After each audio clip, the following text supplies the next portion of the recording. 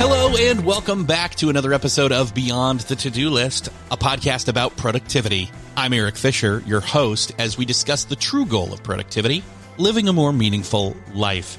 And that's exactly what we're talking about in this conversation with Michael Easter. He is a journalist and an author with books like The Comfort Crisis and more recently, Scarcity Brain.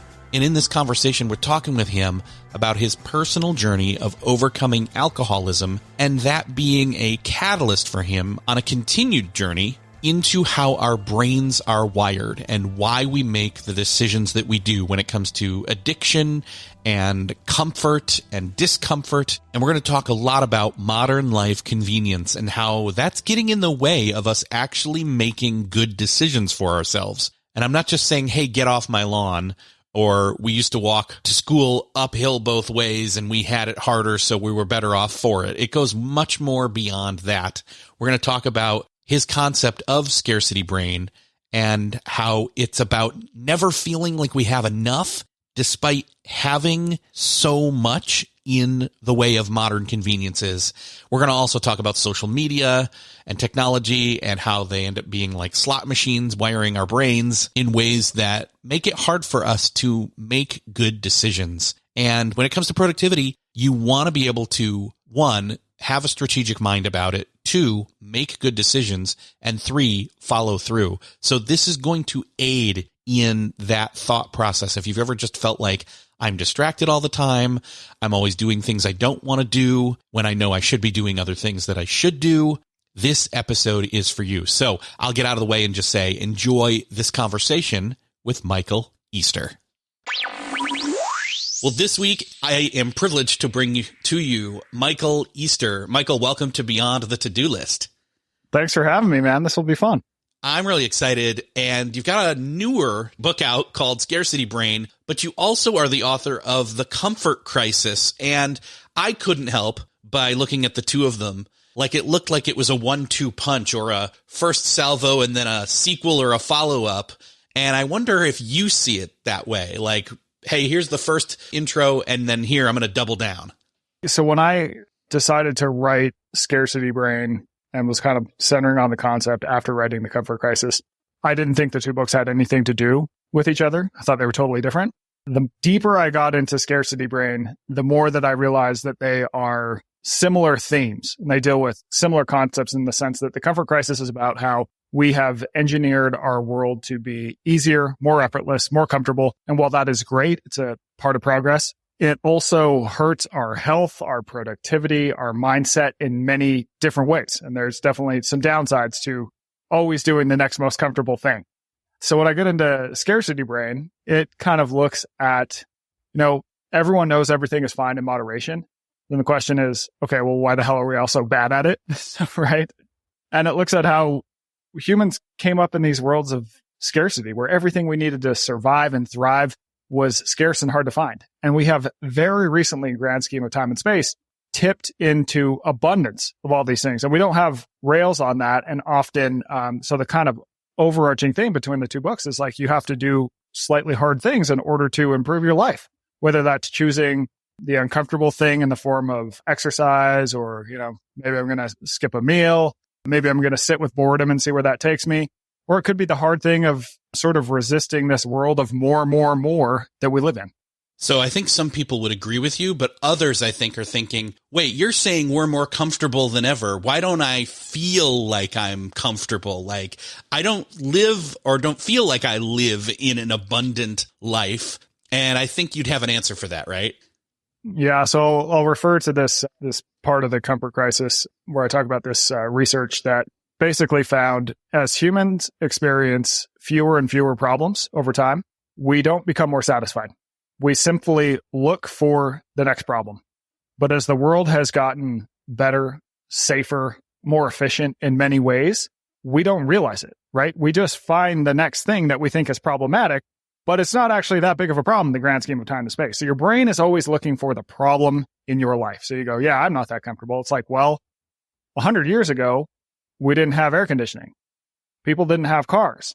You had to go out and toil in a field for your food. It's like, if you put it in the context of 100 years ago, maybe you are more comfortable. Yeah, actually, you said the word air conditioning, and I instantly thought back to, hey, wait a second. There was a long span of time when I was younger that we didn't have that in our house at all. We only had heat for the winter, and in the summers, it was fans in the windows, and it was get outside. And honestly, as a kid, didn't care, didn't feel like it was that big of a deal. It was like, whatever. And growing up, though, you know, you get to like, I don't know, I'm trying to think of when it would have maybe kicked in, probably college or post-college. Oh, I've got to have some AC. And it's like this necessity when in fact it wasn't. So generally you can kind of think about it too as things that are luxuries today are going to become quote unquote necessities in the near future. And so as you kind of add more and more of these things that were luxuries, they become necessities. Once those things get removed, then people start to fret about them, even though before they were just like people appreciated things. So it kind of gives you insight into framing your problems in the grand scheme of time and space. So one of the things that I argue in the book is that when you look at what helps keep people happy, helps them accomplish more, helps them stay healthy, there's usually a buy-in that you have to go through discomfort to get the benefit. Right? So if you think of exercise, exercise is uncomfortable in the short term, but you get a long-term benefit. If you think of work or coming up with ideas or reaching a new sort of level in business, it's often you have to do a lot of work that is really hard and uncomfortable in the short term, but then you profit in the long term. If you do the easy thing, you're probably not coming up with a new idea that's going to move the dial downfield. Like, yeah, you might, it's good, you're doing something in the short term, but it's not really going to push the ball downfield that much more. And there's so many different areas of life where this applies to. I think somebody out there saying, well, isn't this really just delayed gratification, but on a more nuanced, psychological, emotional, whatever you want to call it, scale? What do you say to that? It is, but I think there it is some form of a delayed gratification. But two things is that I don't think people realize how quickly our environments and worlds have changed to make things easier and more effortless. And how much material abundance we now live in when I think about the book Scarcity Brain. So, for example, even 100 years ago, people only owned 3 outfits. Right now, the average person owns 100. It used to be that the problem with food is that we didn't have enough of it. Now we throw out more than a third of the food in the US, and problems of too much food, the health problems from that are bigger than the problems of too little. So we don't realize how much our environments have changed. And then I also think that delayed gratification to a point, but that often gets translated into, oh, just do the hard thing. And it's like, well, no, we need to be more tactical about it. You know, it's how does a boxer improve at their craft? It's not by getting punched in the face, but as improving your craft as a boxer, you're going to have to take some punches in the face every now and then. So you have to make wise decisions about which type of gratification are we delaying. That makes sense. So getting tactical around that. And I think the book does. The books get into what are the things that people do need to be healthy, to be happy, to be productive, to sort of understand how the sort of evolutionary mechanisms that we have in our brain don't always work in our favor in the world we live in today. There's just a huge environmental mismatch in a lot of the problems we have. Stepping back for just a second before moving forward, I want to go back a little bit and say, I'm assuming that maybe not an initial connection during the journey, but obviously maybe through the writing of the first and the second book now, your struggle and or battle with alcoholism in your early days, your past, probably set up some of the perspective or the mindset or even the catalyst for, in some ways, the path you were on to then write these books. Can you describe that a little bit? Yeah. So, you know, how do you know if you have a drinking problem? And the answer is all of your problems are caused by your drinking. And that was totally me. And I had tried to quit drinking tons and tons of times, right? But I was always trying to find the easy way to drink less or to quit in a way that was going to be easy. And I think at a certain point, I just realized if I don't do something about this, I'm probably going to die early. You know, I didn't know if I was going to die in my 40s, 60s, 80s. I just knew it would be earlier and that my life would also be less than it could be. And I realized that, you know, this probably shouldn't be easy to get over. And I was going to have to do this uncomfortable, hard thing of getting sober. And so the story of that is I really had to delay the instant gratification of alcohol, which is a great problem solver if you're a person like me, and go through just absolute physical and mental hell for a while. But on the other side of that, my life improved across the board. I mean, every single thing that you could measure, that you could not measure, it was all better. And at the time, I was working at Men's Health magazine, and I noticed that every single thing that we covered in that magazine had that exact same story. It's that you had to go through short-term discomfort in order to get the long-term benefit. So that applies to exercise and improving your health. That applies to experiencing hunger if you wanted to, say, lose weight. That applies to improving your mental health if you have to have a hard conversation with another person or with yourself. So that sort of teed that up. And then I had ended up doing a story where I ended up spending like a week in the mountains hunting with this really interesting guy whose name is Donnie Vincent. And while I was out there, I experienced all these different forms of discomfort that I'm going, what the hell am I doing up here? But when I get home, I felt far better. And I kind of realized the real difference in that environment that I was in the mountains versus what I came home to was the level of comfort. Right. So when I'm out in the mountains, it's like I'm cold the entire time. If I want water, I've got to hike down to the stream to get it. I'm bored out of my mind because my cell phone doesn't work. I'm hungry the whole time because we can only pack in so much food. I go home and things are the absolute opposite, right? Water comes out of the faucet hot automatically. I don't really have to put in any effort for my food. There's tons of food in the pantry. If I'm bored, I've got 70 screens around the house or whatever it is, right? And at the same time, the environment that I lived in out there, just hunting, gathering, basically, was the environment that humans lived in for 2.5 million years. And that is what we are adapted to. And we changed our environment so fast. And this sort of drive that we have as a result of that to do the next most easy, comfortable thing, it doesn't always serve us in a world where you can hit Uber Eats and get food automatically, where you don't have to exercise to survive or move around. And so it's really just this mismatch. But it was the sobriety that I would say was the catalyst to making those realizations. And then things just sort of fell into a strange sort of domino effect that led to the book. I bring that up because I feel like that's not to make light of anybody else's struggle, but alcoholism is one of those ones we kind of can all identify, especially in others and not ourselves. But we all have our own compulsive actions or tendencies. And I think that's something where there's more empathy given as a listener, in other words. And so I wanted to, kind of find some relatable ground here. But again, I think there's still this like disconnect, or what do you mean that running water is a comfort? I've had that my whole life. And I think that's kind of the point though, right? Yeah. And that would have been my reaction too. So as part of the book, The Comfort Crisis, the overarching narrative of it is I went and spent 33 days in the Arctic. And the point is not that the solution to your life is to go up to the Arctic for a month. But I just wanted to really understand what I was writing about. And sometimes you kind of need to go to the edge to understand the topic. And then you can kind of bring some of the lessons back. And I'll tell you that I go out and I spend a month in the Arctic. It's freezing cold the whole time. Getting water is just this giant effort. There's never enough food. And when I got back from that, the first time hot running water hit my hands, it was like a miracle, right? I mean, I broke out into a grin for half an hour and I was like, oh my God, this is unbelievable. And it's like, when's the last time I had ever thought about or appreciated hot running water, this thing I had had in my life for 3 decades? And never once had I realized what a freaking miracle that is. And if you can realize that everything from hot running water to cars to the fact that you don't have to go hunt down your food every day are a miracle, I think that colors your perception of your life. And it can really be a boon because you realize like, look, I've already won the game being born in whatever, in 1990 or 1980, being alive right now. Like this is the best time to ever be alive. And there's so many things that we used to have to spend so much time and effort. I mean, it's just terrible having to do all these basic things now that we just totally take for granted. So it's like we've covered like the bases.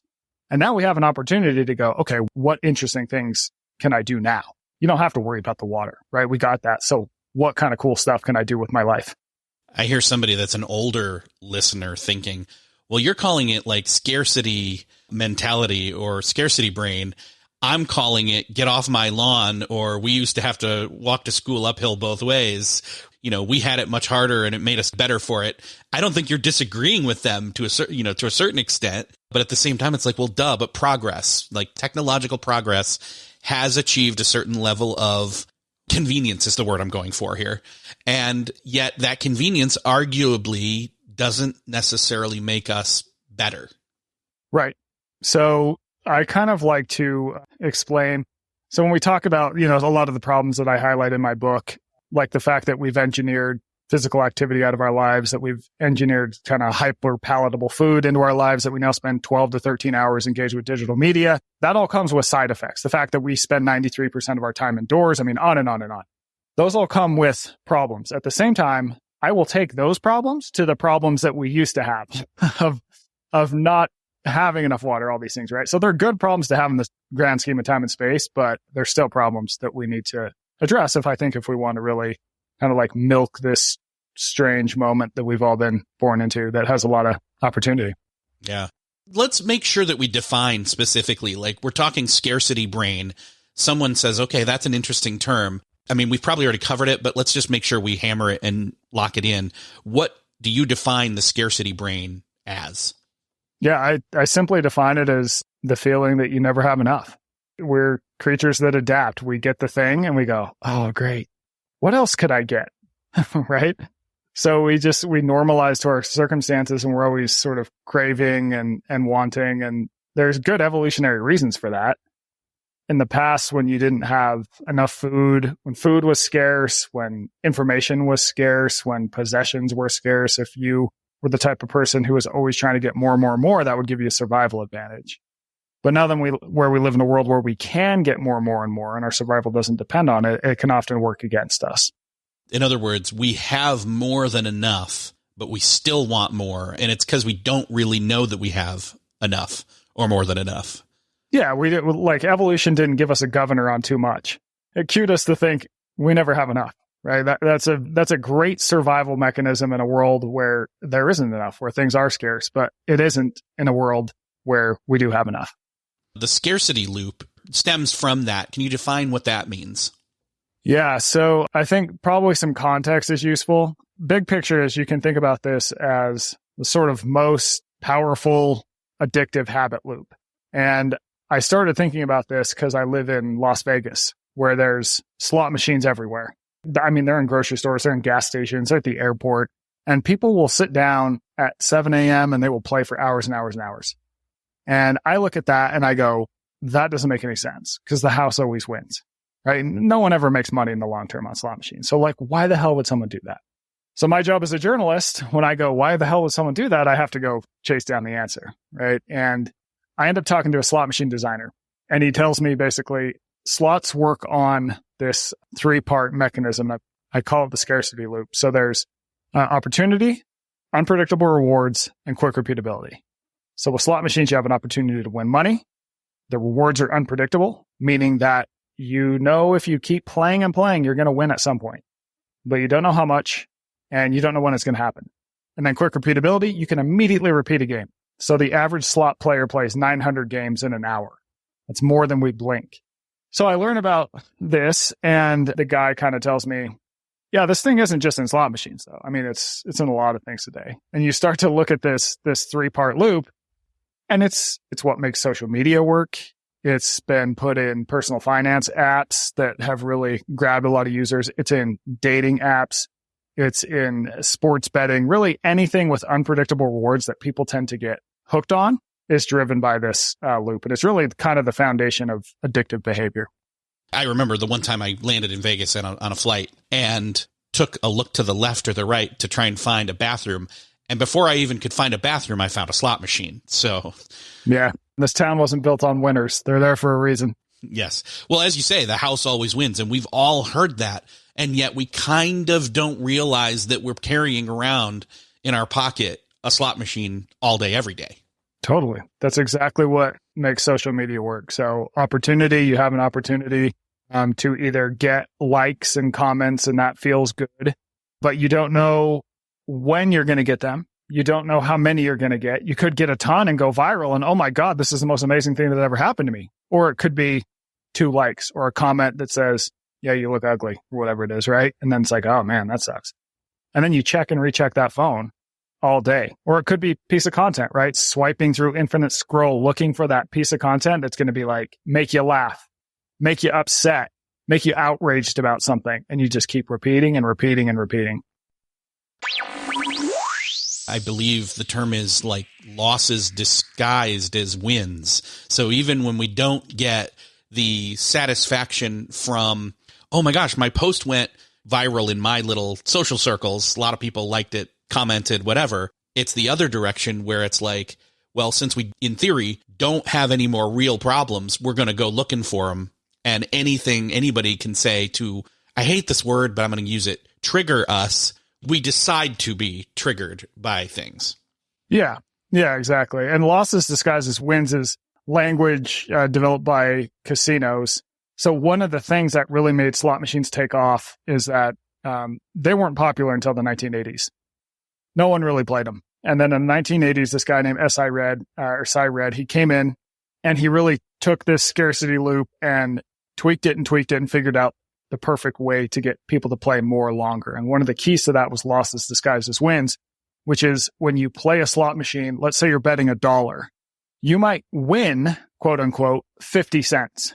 So when you win 50 cents, the machine is going to go ballistic. It's going to be like a party. Like, oh, this is great. You won. Now you really lost 50 cents. But when neuroscientists will do scans on people playing, they find that people in their brain, they register losses disguised as wins similarly to wins. And so they compel people to repeat longer and longer and longer because you're still getting a reward, even though you're losing more slowly, really.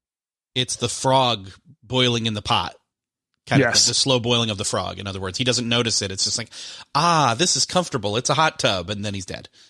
Exactly. So, for example, slot machines before 1980, I think they would only have anything happen positively. I think it was about 6% of the time. And once this guy came in and really tweaked how you can get these losses disguised as wins up, something good would happen 45% of the time.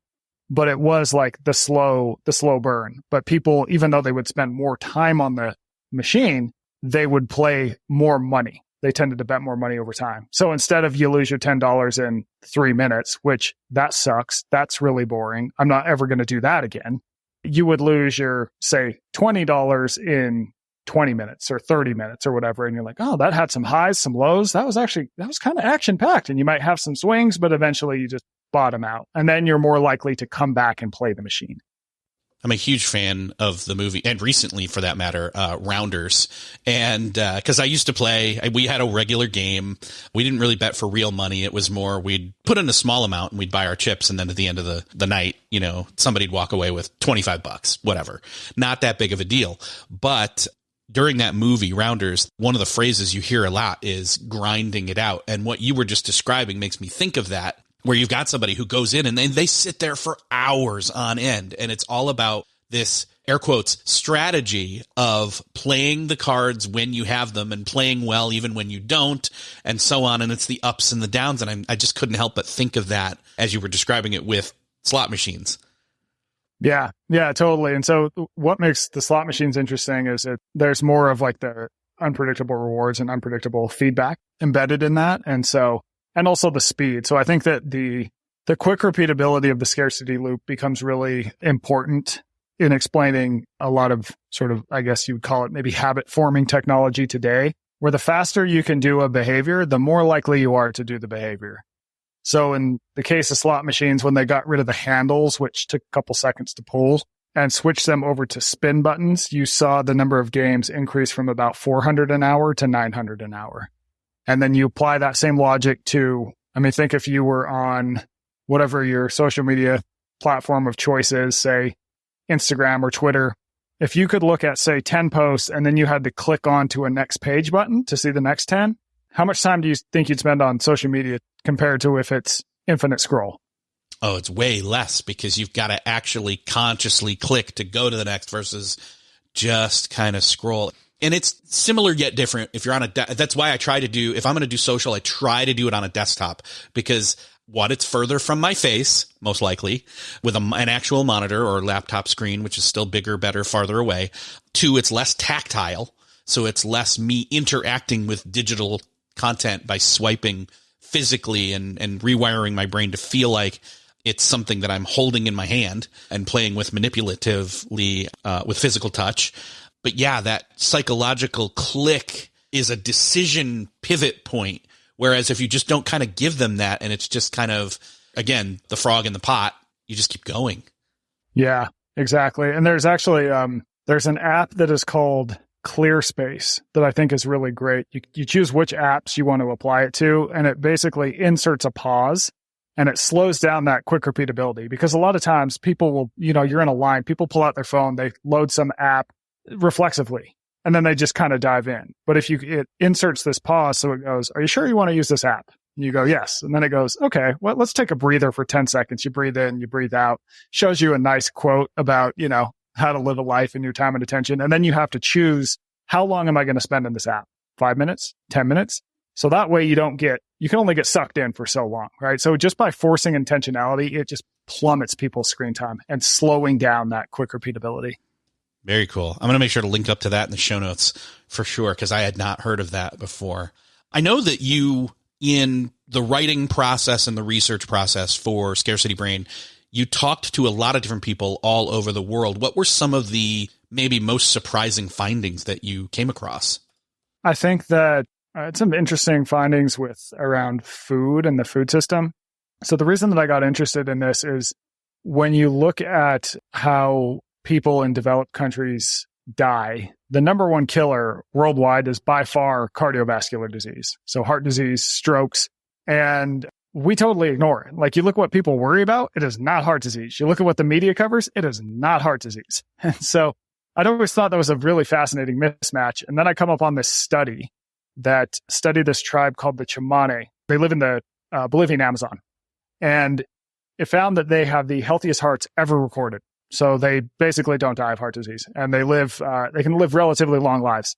And so I decided I got to go see this for myself. So I fly from Vegas to, I think I had to fly to LA, and then to Colombia, then to La Paz. And then I had to take this 12-hour drive down these cliffy dirt roads, and then hop in this canoe and go 6-7 hours up this feeder river of the Amazon.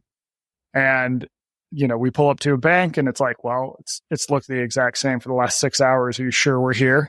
And the boat guy's like, yeah, we're here. So we get out, and I lived with this tribe for a handful of days and just kind of observed them and try to figure out what's going on. And it seems to mostly go back to what they eat. So what they eat at some point in the day, I like to say, is going to offend some fad diet we've had in the last 30 years. So it's not low carb, it's not low fat, it's got meat in it, it has corn, it's got a little bit of wheat. So the one commonality that it has, though, is that all the foods are just one ingredient, right? So they're eating plantains, they're eating potatoes, they're eating corn, they're eating fish that they pull out of the river themselves, they're eating meat that they hunt, they're eating things like avocados. So every food has just one ingredient. They eat a lot of rice too.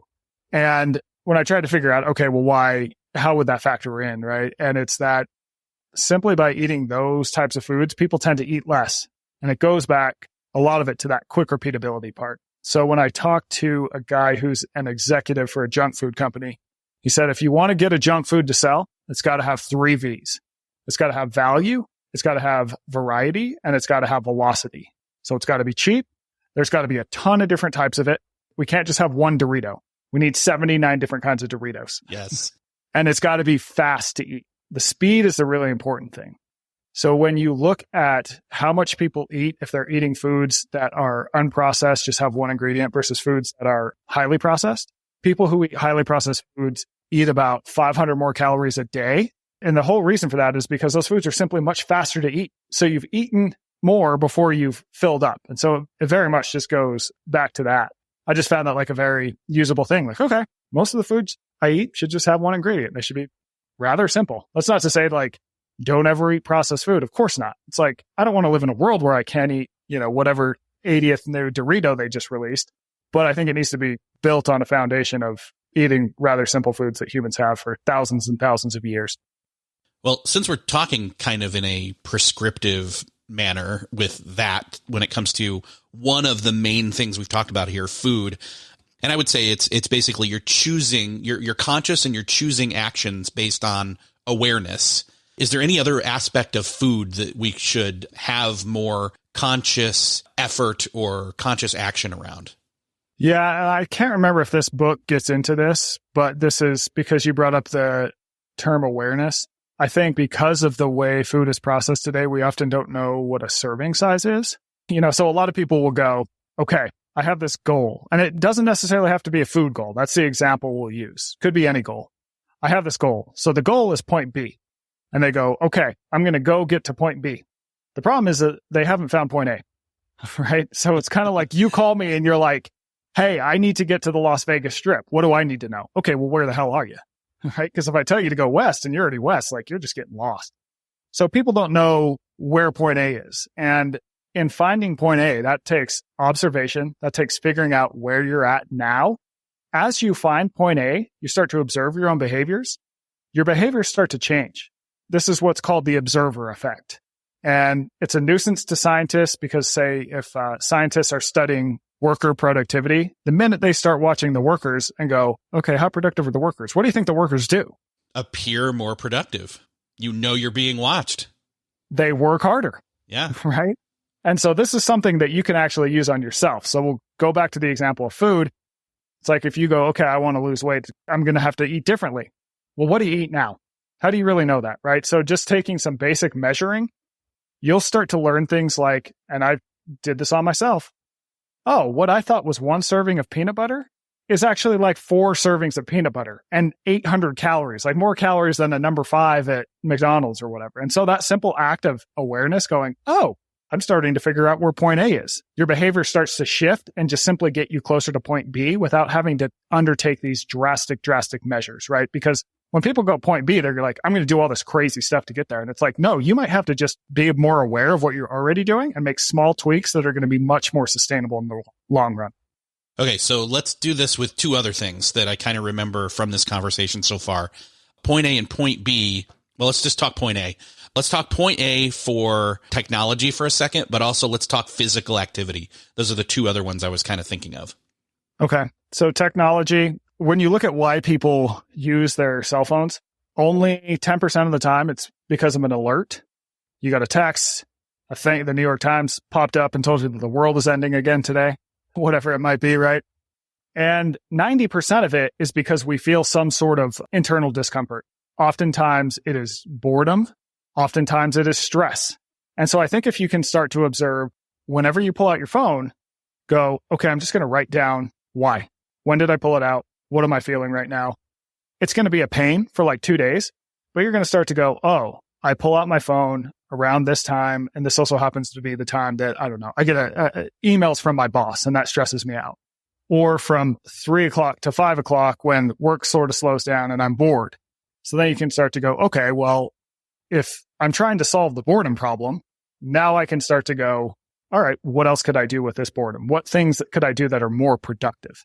So building that simple awareness. And then what was the other example? Physical activity. The 95% of the day indoors versus engineered physical activity out of our lives. What does a point A look like with that? Yeah, I think going, okay, instead of saying, how can I do more physical activity? It goes, okay, well, why do I sit in the first place? What's leading me to sit, right? And it could be, well, because I'm taking office calls. You start to go, okay, so I have to do this call. Do I actually have to take the call in my office though? What if I just paced around the house as I took the call, right? Or it's the end of a day and you go, well, I planned to work out, but I'm sitting instead. And it goes, well, if your days are really complex and stressing, like maybe you need to find a different place to try and do the exercise. So starting with the why do I sit in the first place can be useful. Okay, so let's talk maybe like those are point A's and they start to lead to a point B, but since you know that, what are some of those like micro actions we can then you do? I know, for example, one of them with like technology that I already talked about a little bit was desktop and laptop versus, and laptop's kind of a middle ground, I guess. But in other words, mobile versus other, I guess. Yeah. I mean, I think I go back in the example of tech, I go back to that tool, ClearSpace. I think that your example is great too. I try and do the same with Instagram and just check it on my laptop, desktop. And ClearSpace also has a Chrome app, which I've installed because then I noticed that I was just starting to get onto Twitter on my laptop way too often. So you just kind of have to it's that awareness and then putting in tools that sort of stop that.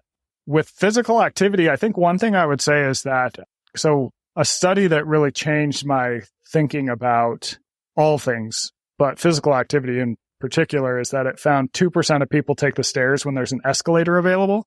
And so this tells us that we are wired to do the next easiest, most comfortable thing, even though 100% of people know that if you take the stairs, you're going to get a better long-term return on your health and wellness. And by the way, it's not going to require doing really anything that different in your life. You got to get to the second floor and you have a choice. You can do the thing that's going to make you feel more comfortable in the short term that doesn't give you any long-term benefits. It might even hurt your health in the long term. Or you can go, you know what? I'm going to embrace this, whatever it is, 5-second stair climb, 10-second stair climb. And that's going to give me a longer term return. And people will say, well, that's not enough. Just climbing the stairs a few times a day. There's actually a study that found that people who climb stairs for 3 minutes, 3 times a week, they had a 30% lower risk of all-cause mortality. So there you go. This stuff really adds up, especially if you're not doing much. Doing anything at all, if you're sedentary, is it's huge. And of course, the larger message is not about the stairs. It's a metaphor for when you have the opportunity to do something that's going to be a little more physically effortful and give you a longer term benefit. I mean, you got to take that. Just learn to take that. Take the 2% mindset. So my newsletter is called the 2% newsletter for this reason. You beat me to it. I was ready to mention it. Yeah, it's at you can find it on, you can sign up for it on my website, eastermichael.com, or we have a home site for it that is twopct.com. But it gets into, there's a whole 2% manifesto I wrote that gives all these different examples of this and kind of helps people understand the idea in a fun way. Yeah. Any recent entries into the newsletter that you think people would be really interested in light of this conversation? Yeah, there was one that looked at why people use phones in the first place. Probably the best entry point would just story that I've pinned on the site is best of 2%. And so it has a bunch of different links that people can flow into and see whatever topic they want, whether it's mindset or physical activity or nutrition or psychology. There's a lot of different stuff. So perfect. Well, I'm going to link up to 2%, the newsletter, as well as I'll go ahead and throw the link for Comfort Crisis, but also obviously Scarcity Brain in the links for the show notes for this episode. But I want to give you kind of a wrap up moment here to kind of land the plane. How do you think we should be shifting our perspective? I mentioned the word awareness and self-awareness earlier, which obviously play into it, but how would you kind of close up and push people towards awareness and action through the perspective of possibility? Yeah, the idea of a perspective of possibility is interesting and definitely something I think a lot about.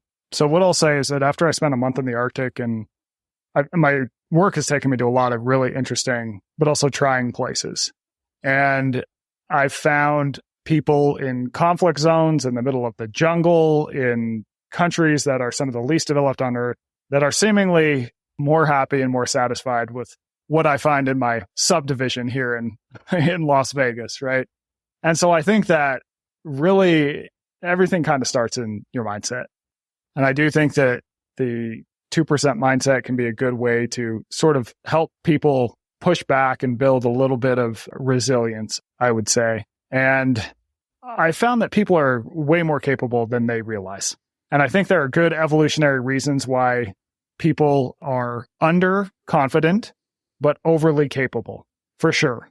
And I find that when people get into a spot, we always think, I'm not going to be able to do that big thing. I can't do it. I'm not going to be able to figure it out. And the only way you're going to figure that out is if you throw yourself into that environment and just try. What's the worst that can happen? And it's 2024. What's the worst that can happen? You're probably not going to die if it's a business thing, right? Like, you're going to be fine. And by not being willing to throw yourself into the proverbial fire, if you will, you're never going to get meddled. You're never going to really realize what you're capable of. And once you do that, it changes how you see yourself moving forward in the future. And that allows you to, I think, accomplish more. That's a great landing point right there. I think that we are poised to make some pretty big changes here. So, Michael, it's been great talking with you. Again, like I said, I'll link up to all the things, the app, the books, the newsletter, all that in the show notes for this episode. Thank you so much for being here. And I can't wait to see what you do next in terms of the next book, although I'm sure me and everybody else will be following along with the newsletter as you go. Yeah, right on. Well, I really appreciate you having me on, man. This was a really fun conversation. Well, that's another podcast crossed off your listening to-do list. I hope that you enjoyed this conversation with Michael Easter, and I hope that you got something out of this conversation, enough to jump over to his 2% newsletter. I've been looking at it myself and subscribed, and it's very interesting. There's a lot of food for thought there. And on top of that, definitely grabbing and going through the Comfort Crisis and Scarcity Brain books. I've linked up to those both in the show notes for this episode, which you can find at beyondthetodolist.com. If you found this episode helpful, I'd love for you to do one thing, and that is share this show. Share it on social media, send it out there into the world, let others know about this show. Think of that one person that you know needs to hear it and share it with them. You probably have somebody in mind as you were listening. Thank you so much for sharing. Thanks again for listening, and I'll see you next episode.